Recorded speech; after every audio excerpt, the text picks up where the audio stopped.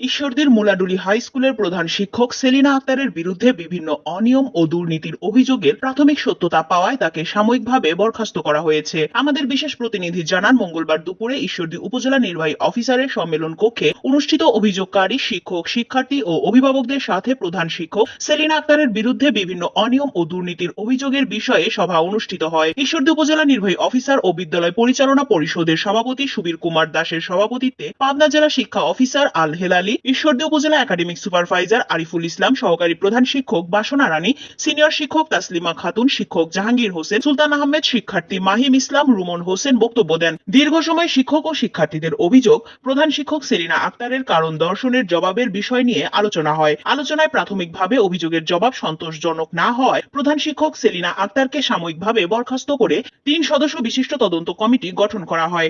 এর আগে গত 28 অগস্ট বিদ্যালয়ের শিক্ষার্থী ও শিক্ষকেরা বিক্ষোভ মিছিল নিয়ে ঈশ্বরদী উপজেলা নির্বাহী অফিসার ও বিদ্যালয়ের পরিচালনা পরিষদের সভাপতি সুবীর কুমার দাসের নিকট পৃথক অভিযোগপত্র দাখিল করলে সুবীর কুমার দাস প্রধান শিক্ষককে 10 দিনের মধ্যে কারণ দর্শনার নোটিশ প্রদান করেন। এদিকে 14 দিন অতিবাহিত হওয়ার পরও প্রধান শিক্ষকের বিরুদ্ধে আনিত অভিযোগের কোনো আইনগত ব্যবস্থা গ্রহণ না করায় শিক্ষক, অভিভাবক ও শিক্ষার্থীরা মঙ্গলবার দুপুরে আবারও বিক্ষোভ নিয়ে উপজেলা চত্বরে বিভিন্ন স্লোগান ও প্রধান শিক্ষকের পদত্যাগ দাবি করেছেন।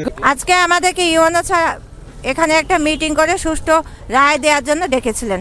তো ইউএনও ছাড়া আজকে আমাদের অভিভাবক এবং শিক্ষকদের নিয়ে এবং সেখানে উপস্থিত ছিলেন academic supervisor sir Ariful Islam এবং ডিও স্যার রুস্তম আল হেলালি, আমাদের জেলা শিক্ষা অফিসার স্যার, উনিও উপস্থিত ছিলেন। আর আমাদের সাথে হচ্ছে অভিভাবকরা ছিলেন এবং সুধীজনরা, আমাদের মুলাডুলি উচ্চ বিদ্যালয়ে যারা সুধীজন ছিলেন এলাকা থেকে, তারা আমাদের সাথে এসেছিলেন এবং ছাত্রছাত্রীরাও এসেছিলেন। সেলিনা আক্তারের যে দুর্নীতির যে অভিযোগের ভিত্তিতে উনি আজ থেকে 28 তারিখে একটা হচ্ছে কারণ দর্শানোর নোটিশ দিয়েছিলেন আমাদের লিখিত অভিযোগের প্রেক্ষিতে। 10 কর্মদিবসে সময় দিয়েছিলেন এবং আজকে সেটার লিখিত জবাব প্রধান শিক্ষক দিয়েছেন। ইউএনও আমাদের আরও জানিয়েছেন যে তার যে জবাব, সে জবাবে ওনারা সন্তুষ্ট না। সবসময় চিন্তা করছি যে সত্য সবসময় বিচার পাবে, ন্যায় বিচার হবে, দুর্নীতিবাজ কখনো সমাজে টিকে থাকতে পারে না। কিন্তু আমরা যে অভিযোগ এনেছি তার যথেষ্ট সত্য প্রমাণ আমাদের কাছে আছে। আমরা আশাবাদী, আমরা এই পয়েন্টগুলোর প্রত্যেকটার এভিডেন্স আমরা প্রমাণ দিতে পারবো এবং সত্য প্রমাণ, জ্বলন্ত প্রমাণ আমরা দিতে পারবো।